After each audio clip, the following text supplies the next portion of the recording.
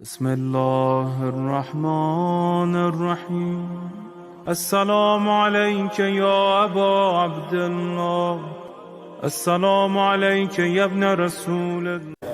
حاضرین کی جملہ حاجات اپنی بارگاہ میں مستجاب فرمائے. میرا مولا، دنیا کی جو صورتحال ہے، فتنوں کا دور ہے، خطرناک دور ہے، افراتفری کا عالم ہے، جہاں جہاں حسین علیہ السلام کے عزادار اور اہل بیت سے محبت اور ولایت معصومین کے پیروکار رہتے ہیں، میرا مالک ان ملکوں کی، ان عزاداروں کی، ان شیعوں کی، ان مسلمانوں کی حفاظت فرمائے. بالخصوص ملک ایران میں میرا مالک جو جاری صورتحال ہے، اس وطن کو محفوظ فرمائے. آقا کے ظہور میں تعجیل فرمائے. دشمنان اسلام، دشمنان مذہب اور دشمنان اہل بیت کو نیست و نابود فرمائے. دعاؤں کی قبولیت کے لیے مل کے باواز بلند صلوات پڑھیں.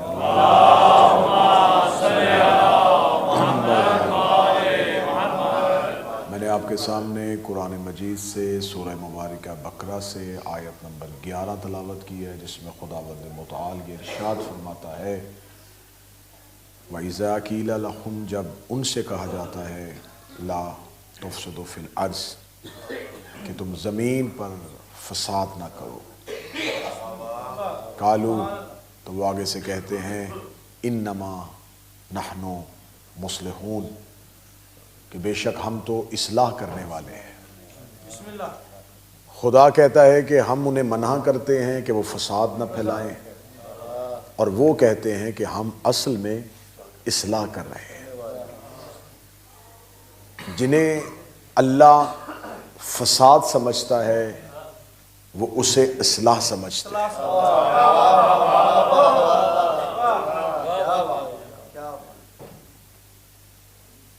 یہ لفظ فساد قرآن میں متعدد بار استعمال ہوا ہے،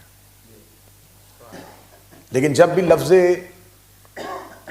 فساد پڑھا جائے گا تو سامنے بیٹھے ہوئے سامع کے ذہن میں آئے گا کہ فساد سے مراد ہے لڑائی، فساد سے مراد ہے جھگڑا، فساد سے مراد ہے قتل و غارت کرنا. یعنی کہ فساد ایسا مصدر ہے کہ جس سے شر، خطرہ، جھگڑا، تمام معنی اس سے نکلتے ہیں.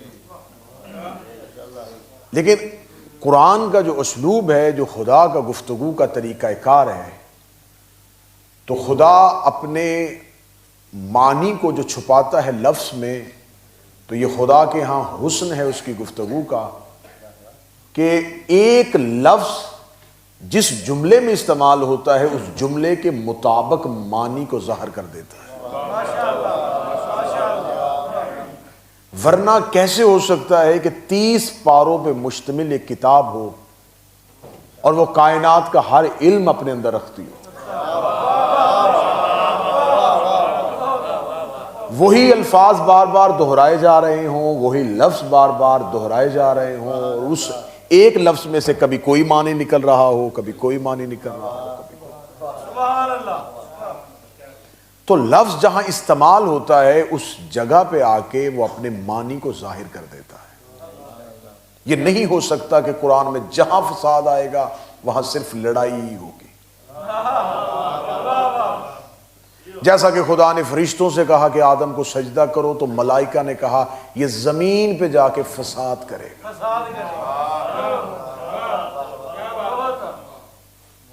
ہم تیری تسبیح کرتے ہیں، یہ زمین پر فساد کرے گا.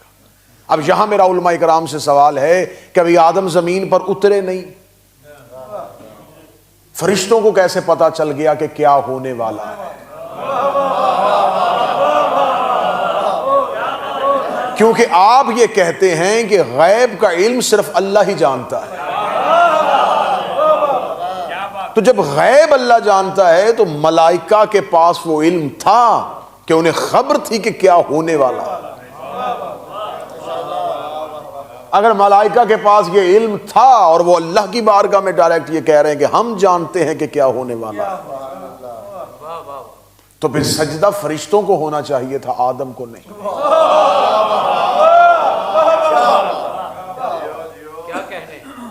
اب میں وضاحت کر دوں کہ لفظ فساد جو ہے اس کا اصل، اس کی اصطلاح کیا ہے، یہ استعمال ہوتا کیوں ہے۔ یہ اصطلاح قرآن میں استعمال ہوگی لڑائی میں، جھگڑے میں، فتنے میں، شر میں، لیکن اس کی اصطلاح کا جو مرکز ہے وہ کیا ہے کہ فساد اسے کہتے ہیں جب کسی چیز کو اس کے مرکز سے ہٹا دیا جائے، اسے فساد کہتے ہیں۔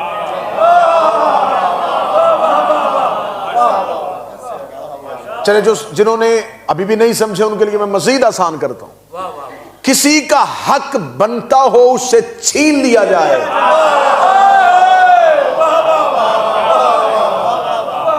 اسے فساد کہتے ہیں۔ یہ منبر ہے حسین علیہ السلام کے ذکر کے لیے، یہاں پہ کوئی شخص آئے اور وہ آگے کہے کہ چلے میں آپ کو میتھ کے اصول سکھاتا ہوں،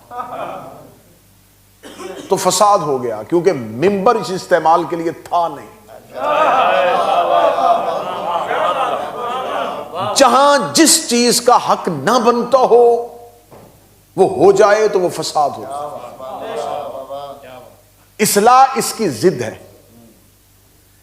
اصلاح اگر کسی چیز کو اس کے حق میں، اس کے مرکز میں مانا جائے وہ اصلاح ہے، اس کے مرکز سے ہٹا دیا جائے وہ فساد۔ یہ فارمولہ آپ نے ذہن میں رکھنا، اسی فارمولے پہ تقریر ہوگی اور میں نتیجہ دوں گا۔ میں نے اس موضوع کا انتخاب علی کاظم بھائی کیوں کیا؟ اس لیے کہ ایام اذاں قریب ہے، محرم کی آمد ہے۔ ہم نے صرف حضرت امام حسین پر گریہ و ماتم نہیں کرنا، ہمیں مقصد حسین کو سمجھنا۔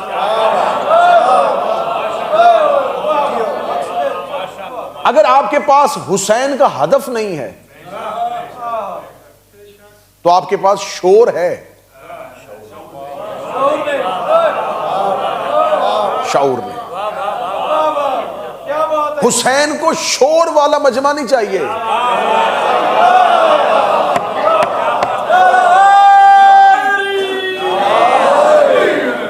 کوفے میں شور تھا، حبیب کو شعور تھا۔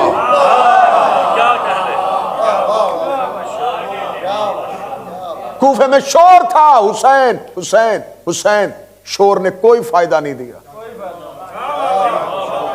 حبیب کو شعور تھا، زہیر کو شعور تھا، عابس شاکری کو شعور تھا، حسین کو شعور والے لوگ چاہیے۔ اگر آپ کے پاس ہدف حسین ہی نہیں ہے، قیام کیوں ہوا تھا، مقصد کربلا کیا تھا، تو پھر اس کا مطلب ہے عزاداری ہوئی ہے، گریہ و ماتم ہوا ہے، مقصد حسین کی تشہیر نہیں ہے۔ اب ایام اذاں میں آپ نے جب 10 مجلسیں سننی ہیں تو اس مجلس کو آپ نے ایک پیمانہ بنا کے سامنے رکھ دینا ہے، پھر اس کے بعد آپ جب جہاں جہاں عزاداری میں بیٹھیں گے اسی ایک معیار پہ ہی آپ نے پرکھنا ہے کربلا کو۔ منظر بھائی نالین شاہ صاحب، کربلا تاریخ انسانیت کا اتنا بڑا انقلاب ہے جو ذہن انسانی پہ ایسے نقش چھوڑ گیا ہے کہ اس کے بعد جتنے بھی واقعات ہوئے ہیں ہر ایک کا رنگ پھیکا پڑ گیا ہے۔ پہلی جنگ عظیم ہوئی، دوسری جنگ عظیم ہوئی، کن کے درمیان تھی، کتنے لوگ مرے تھے، بھول گئے لوگ۔ انبیاء قتل ہوئے، نبیوں کو وطن چھوڑنا پڑا، کیا کچھ ہوا تھا بھول گئے۔ کربلا روز زندہ ہوتی، کربلا کی جوانی پہ ضعیفی آئی ہی نہیں۔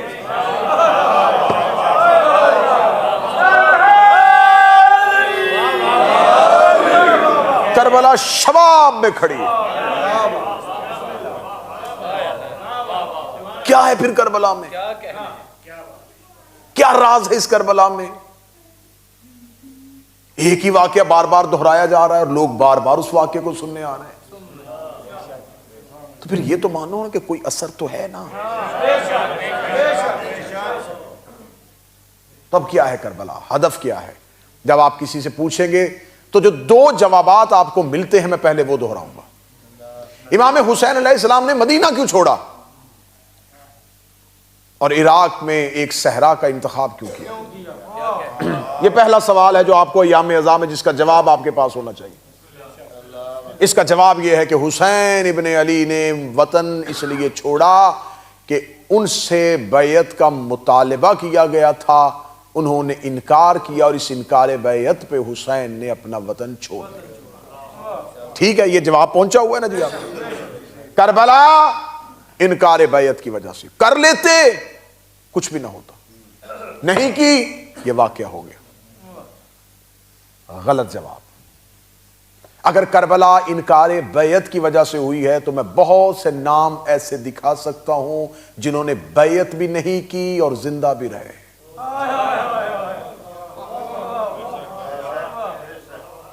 میں بہت سے لوگ ایسے دکھا سکتا ہوں جنہوں نے بیعت بھی نہیں کی اور شہر بھی نہیں چھوڑا۔ انکار بیعت کیا ہدف کربلا ہے؟ انکار بیعت کیا قیام حسین ہے؟ انکار بیعت کیا مقصد حسین ہے؟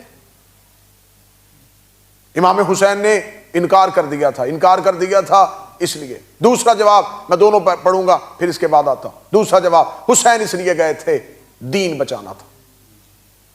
یہ جواب ہی پہنچا ہوا ہے۔ کیوں ہوئی کربلا؟ تحفظ دین۔ کیوں ہوئی کربلا؟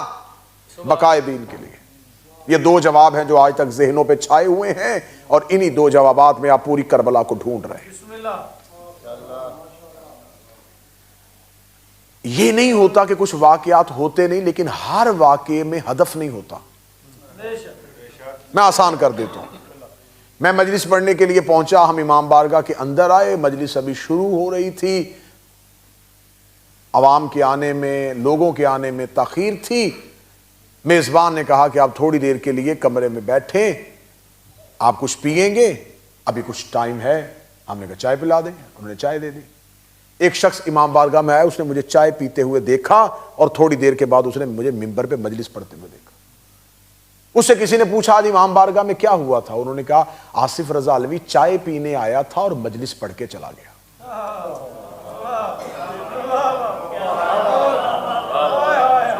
اب اسے جھوٹا کہہ کے دکھاؤ کہ وہ جھوٹ بول رہا ہے۔ واقعے تو دونوں ہوئے۔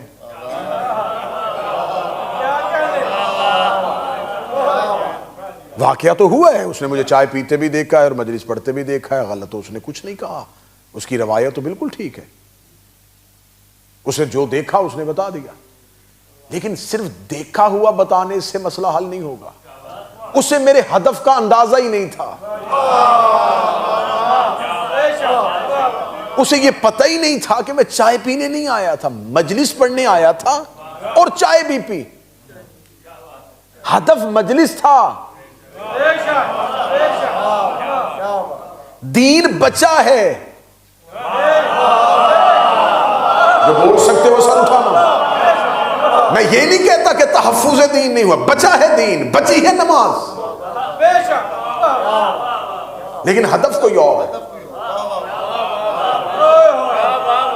کیا ہے حسین نے بیعت سے انکار، لیکن ہدف کچھ اور ہے۔ اگر ہدف بیعت تھا، عبداللہ ابن عمر سے بھی بیعت کا مطالبہ ہوا ہے، اس نے نہیں کی اور وہ مدینے میں رہا ہے۔ عبد الرحمن ابن ابی بکر سے بھی بیعت کا مطالبہ ہوا، انہوں نے نہیں کی اور مدینے میں رہا ہے۔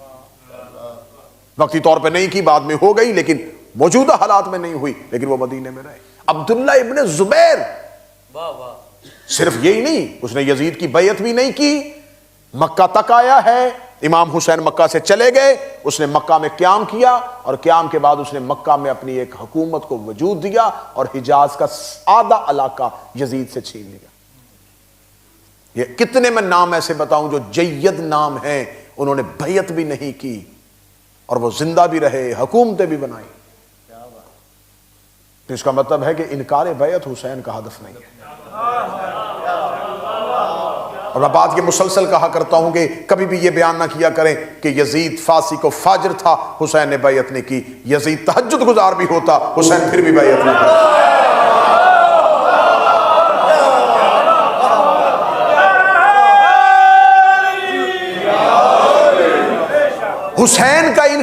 کردار کی وجہ سے نہیں تھا کہ اس کا کردار ایسا تھا، وہ متقی اور پرہیزگار بھی ہوتا، حسین پھر بھی بیعت،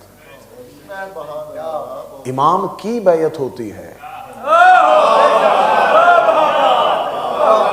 امام سے بیعت نہیں ہوتی۔ ٹھیک ہے، اب اس کو بالکل ختم کرتے ہیں اور اختتام پہ لے کے آتے ہیں۔ نماز کا وقت قریب آ گیا کہ کیوں ہوا ہے کربلا، کیوں ہوئی ہے؟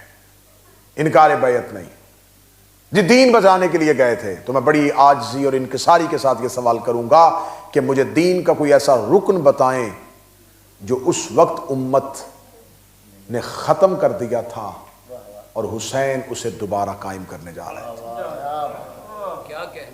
نمازیں ختم ہو چکی تھیں، مسجدیں گر چکی تھیں، مینار گرا دیے گئے تھے، روزے ختم کر دیے گئے تھے، لوگوں نے قرآن گھروں میں اٹھا دیا تھا، ایسا کچھ نہیں ہوا تھا۔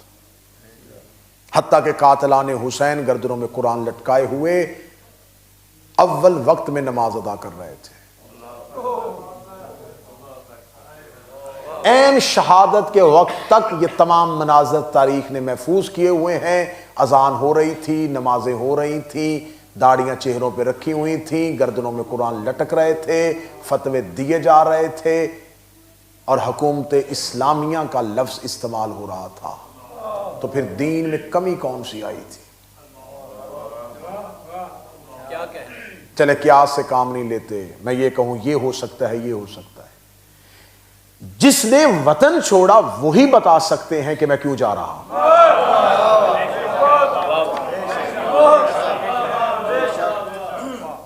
وہ بتا سکتے ہیں کہ میں کیوں جا رہا ہوں۔ ٹھیک ہے، اب امام حسین علیہ السلام جب مدینہ سے نکلے، یہاں پر تاریخ کا ایک مکالمہ ہے جو آپ نے بہت بار سنا ہے، لیکن پہلی بار شاید اس زاویے سے سنیں گے۔ مولا امیر المومنین کے بیٹے محمد حنفیہ نے امام حسین علیہ السلام سے کہا، فرزند رسول، بنی ہاشم کی ننگی تلواریں آپ کی حفاظت کے لیے تیار ہیں، ہم آپ کا پہرا دیں گے، جرت نہیں ہے کسی کی کہ مدینہ میں آپ کو کوئی گزند یا تکلیف پہنچائے۔ اگر آپ پھر بھی مدینہ چھوڑنا چاہتے ہیں، آپ یمن کا سفر اختیار کیجئے، ولی کے شیعوں کا علاقہ ہے، وہ آپ کا تحفظ کرے گا۔ امام حسین سے جب کہا گیا کہ پہلی تو یہ ہے کہ وطن نہ چھوڑیں، اور اگر چھوڑنا بھی ہے تو رخ کوفہ کی طرف نہیں، یمن کی طرف کیجئے، تو امام حسین نے اپنے بھائی محمد حنفیہ کو ایک جواب دیا جو آج بھی تاریخ میں موجود ہے۔ محمد حنفیہ نے کہا کیوں جا رہے ہیں مدینہ چھوڑ کے؟ امام حسین نے کہا میں جا رہا ہوں مدینے سے صرف اس لیے کہ میرے نانا رسول اللہ کی امت کی اصلاح ہو جائے۔ میں جا رہا ہوں امت کی، یہی ہے اصلاح امت کی خاطر۔ جملہ سنیے گا اہلیان بریڈ فورڈ، امام حسین نے یہ نہیں کہا میں یزید کی اصلاح کے لیے جا رہا ہوں،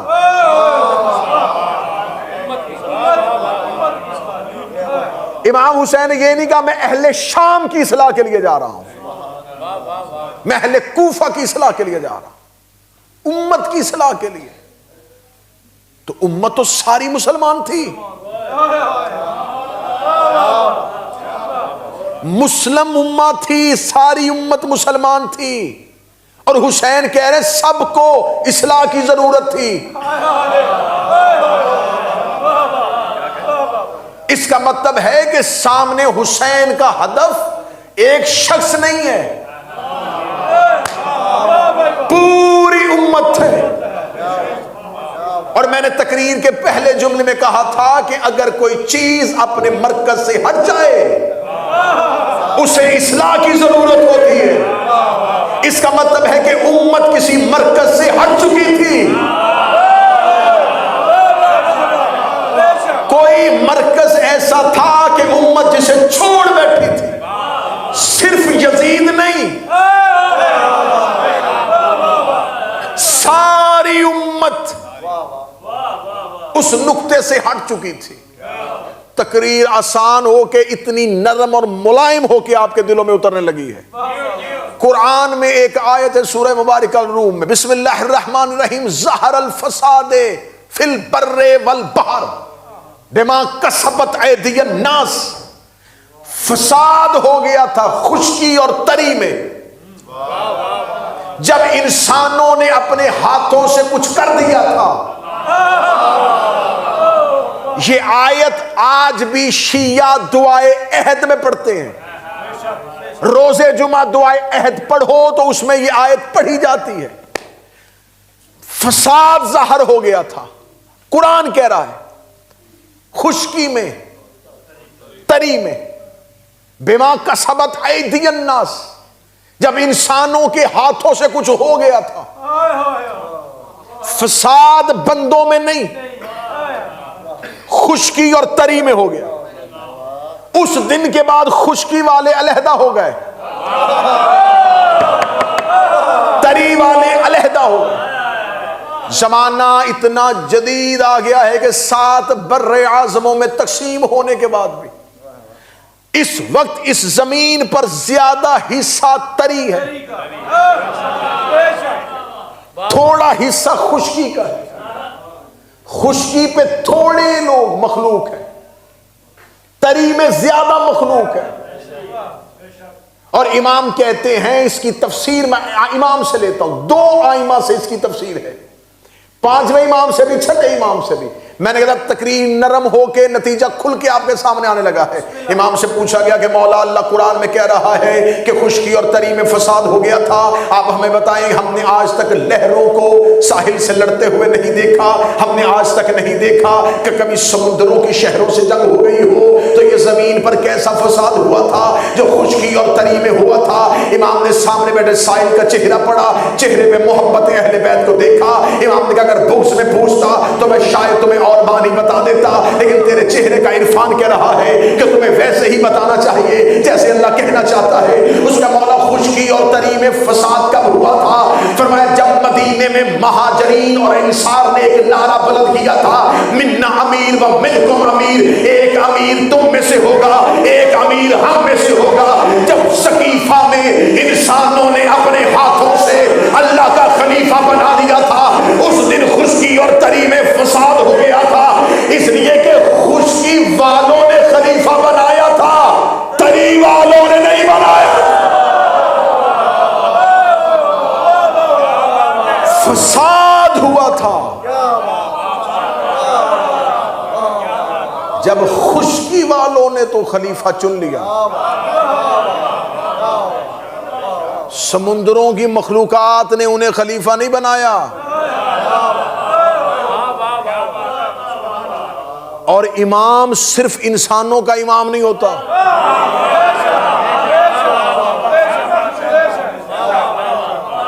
کائنات کی ہر مخلوق کا امام۔ تو جو تری میں رہنے والی مخلوق ہے وہ اپنے مرکز سے نہیں ہٹی، انسان اپنے مرکز سے ہٹا۔ انسانوں نے علی چھوڑا، خدا نے قرآن میں کہا فساد ہو گیا۔ اب یہاں نتیجہ آنے لگا ہے، میں نے زیادہ زحمت نہیں دی، خدا کہتا ہے لوگوں نے علی کو چھوڑا، زمین میں فساد ہو گیا۔ حسین علیہ السلام نے 28 رجب کو کہا میں جا رہا ہوں امت کی اصلاح کی خاطر، قرآن کہتا ہے فساد ہے بغض علی کا نام، اور حسین کہہ رہے ہیں اصلاح ہے ولایت علی کا نام۔ اس کا مطلب ہے کہ کربلا انکار بیعت پہ نہیں ہوئی، ولایت علی پہ۔ مقصد کربلا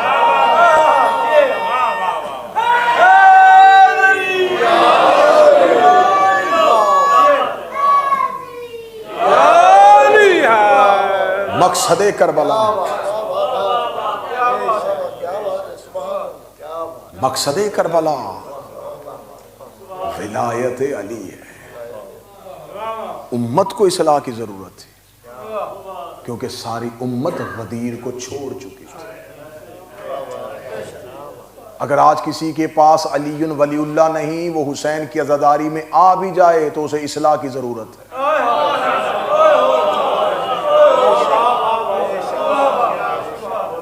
فساد علی کو چھوڑنے پہ ہوتا ہے، علی کو چھوڑ کے مجلسیں کرواؤ گے فساد ہوگا۔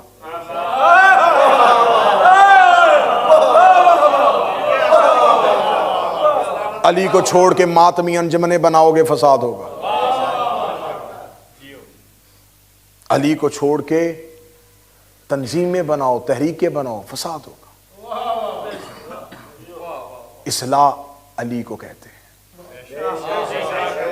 زیارت جامعہ کی تلاوت کرنا، زیارت جامعہ میں میرے معصوم کا فرمان ہے، اپنی نسلوں کی اصلاح کرو ہماری ولایت کے ساتھ.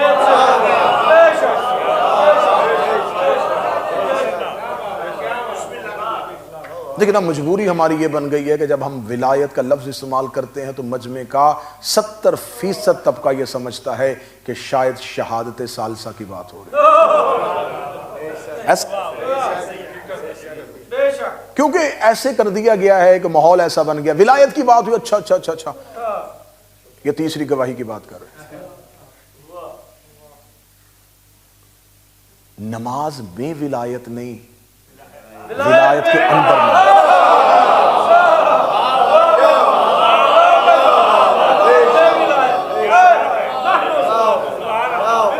ولایت ایک پیٹرن ہے، ایک نظام ہے، ایک سسٹم ہے، ایک الہی منصوبہ ہے، ایک خدائی پروگرام ہے.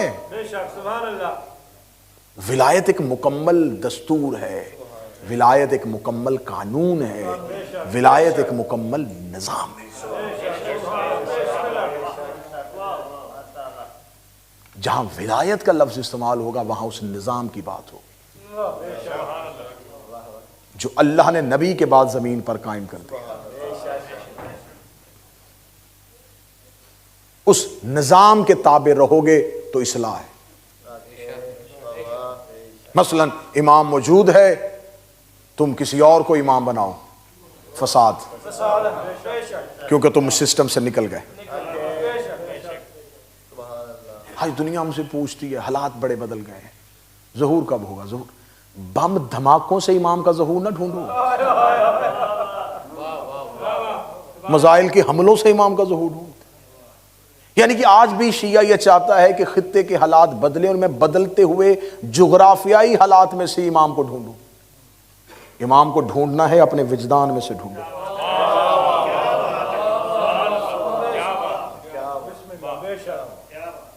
تم آؤ امام کی اطاعت میں، آؤ اس نظام کے ساتھ، منسلک ہو جاؤ سسٹم کے ساتھ. تم کیوں انتظار کر رہے ہو؟ یہ انتظار شدت میں کرو گے، تڑپ میں کرو گے تو اصلاح ہے. یہ نظام، یہ انتظار اپنے دنیاوی فائدے کے لیے کرو گے تو فساد ہے. ایام ازا کی آمد ہے، چھوٹی قربانی نہیں ہے حسین ابن علی.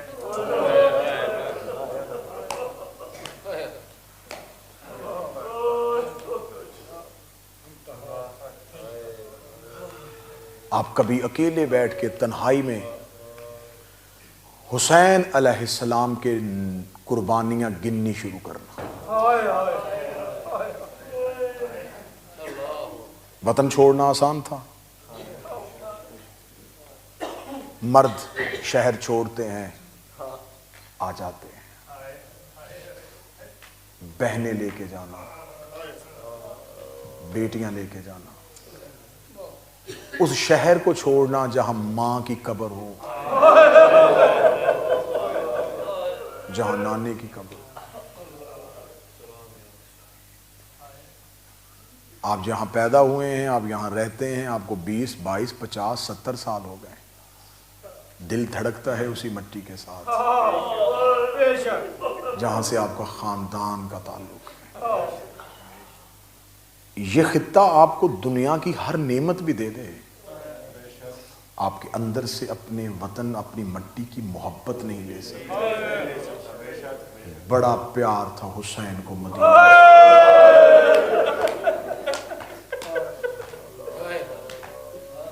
اس مدینہ نے حسین کا آباد دور دیکھا تھا، اس مدینہ نے حسین کا بچپن دیکھا تھا. اس مدینے میں حسین گلیوں میں چلے تھے، اس مدینے کے بازاروں نے حسین کو رسول کے کاندھوں پہ دیکھا تھا،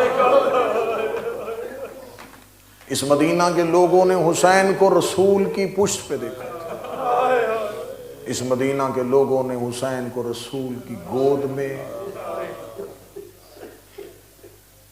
جس مدینے نے حسین کے اتنے لاڈ دیکھے تھے وہاں رات کو اکیلا جا رہا تھا۔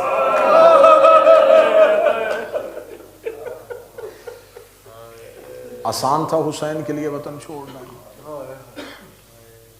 کتنی بار مڑ کے دیکھا تھا ماں کی قبر کو حسین، کتنی بار مڑ کے دیکھا تھا حسین ابن علی نے اپنی حویلی کو، جہاں سامنے ماں کا حجرہ ہو، بابا کی مسند ہو، بھائی کا حجرہ ہو، وہاں سے حسین اٹھے،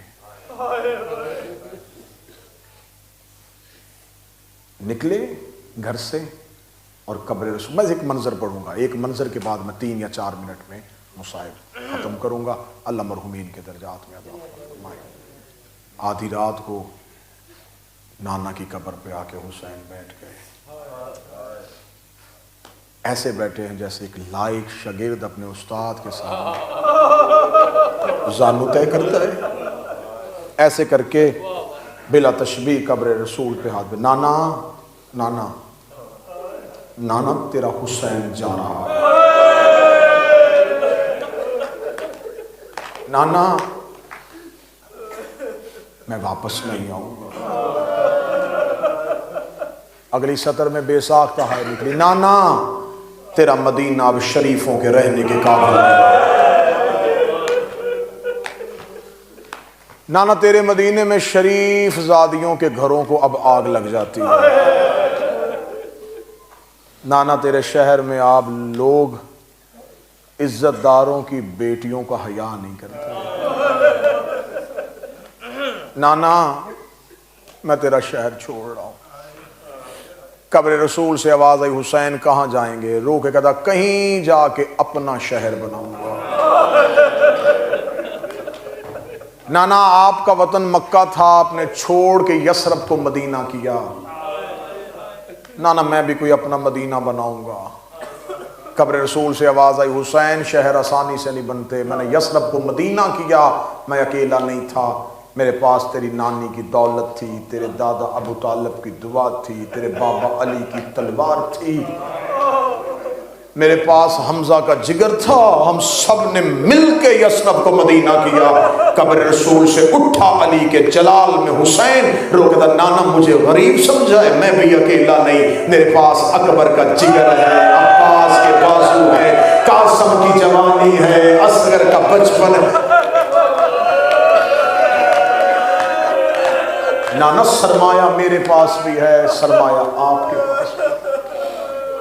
نانا حسین کو اپنے سرمایہ پہ ناز ہے۔ حسین کہاں جا کے شہر بنائے گا؟ رو کے فرماتا کسی صحرا میں جاؤں گا۔ نانا لیکن تیری قبر پہ کھڑا ہو کے تیرا بیٹا حسین یہ وعدہ کرتا ہے میں اپنا شہر اتنا کمال بنا دوں گا، ہر شب جمعہ 1.25 لاکھ نبی لے کے تو میرے شہر آئے گا۔ نانا میں اپنے شہر کو قیامت تک کے لیے لوگوں کی زیارت گاہ بناؤں گا، نانا میں لوگوں کو تسکین دوں گا، میں لوگوں کو سکون دوں گا۔ قبر رسول سے رو کے حسین کی آواز ہے، نانا میں وعدہ کرتا ہوں میں نہیں آؤں گا، لیکن نانا اب الہی نظام بچ جائے گا، اب خدا کے نظام کو کوئی خطرہ نہیں ہوگا۔ آواز آئی حسین نظام آسانی سے نہیں بچے گا۔ نانا کیسے بچے گا؟ آواز آئی حسین تیاری سنا۔ حسین رو کہتے نانا قبر سے باہر نکل کے دیکھ میں نے 40 دروازوں کو تالا لگا دیا۔ حسین اگر یہ دین پھر بھی نہ بچا، آواز آئی نانا تو نہ گھبرا، نانا تو نہ پریشان ہو، میں ماں کی شکل والی بیٹی مدینے کی گلیوں میں روٹی چھوڑ حسین اگر یہ ولایت پھر بھی نہ بچی، رو کے آواز آئی نانا تو پریشان نہ ہو، نانا میں مکہ میں بدے حرام کھول دوں گا۔ آواز آئی حسین اگر دین پھر بھی نہ بچا، نانا میں مسلم کا لاشا دیکھوں گا۔ حسین اگر پھر بھی نہ بچا، آواز آئی نانا پریشان نہ ہو، میں 2 محرم غازریہ کے صحرا میں اتر جاؤں گا۔ حسین اگر پھر بھی نہ بچا، آواز آئی نانا تو پریشان نہ ہو، 7 محرم میری سکینہ پیاسی ہو جائے گی۔ حسین اگر ولایت پھر بھی نہ بچی، نانا 8 محرم میری زینب پیاسی ہوگی۔ حسین اگر ولایت پھر بھی نہ بچی، نانا تو نہ گھبرا میری بہنیں پیاسی رہیں گی۔ حسین اگر ولایت پھر بھی نہ بچی، قبر رسول سے اٹھا زہرا کا لال، اپنے سر سے امامہ اتارا، قبر رسول کی پائنتی پہ رکھے، ہاتھ باندھ کے حسین کھڑے ہوئے، رو کہتے نانا تیری قبر پہ حسین وعدہ کرتا ہے میں اکبر کے جگر سے پرچھی نکالوں گا۔ حسین اگر علی اور ولی اللہ پھر بھی نہ بچا، نانا میں قاسم کی لاش کے ٹکڑے اٹھاؤں گا۔ آواز آئی اگر دین پھر بھی نہ بچا، میں اصغر کی گردن سے تیر کھینچوں گا۔ آواز آئی اگر پھر بھی نہ بچا، آواز آئی میں اون و محمد کے لاشیں اٹھاؤں گا۔ حسین علی اور ولی اللہ اگر پھر بھی نہ بچا، ایسے گرا ہے قبر رسول پہ، روکتا نانا میں وعدہ کرتا ہوں سر سجدے میں رکھوں گا میں، اٹھائے گا میرا قاتل۔ آواز آئی تیرا سر دینے کے بعد بھی اگر ولایت نہ بچی تو کیا کرے گا؟ حسین دامن کو چھاڑ کے اٹھے، رو کے دے جو تھے میں دے دوں گا۔ اب بتا اللہ کو چاہیے کیا؟ ابھی حسین نہیں بولے تھے یا سیدوں کی حویلی سے ایک بی بی کے رونے کی آواز آئی، آواز آئی حسین واپس آ جا، نانے سے وعدہ کر لے، کربلا جانے، حسین جانے، شام جانے، علی کی شریف میں اللہ لعنت اللہ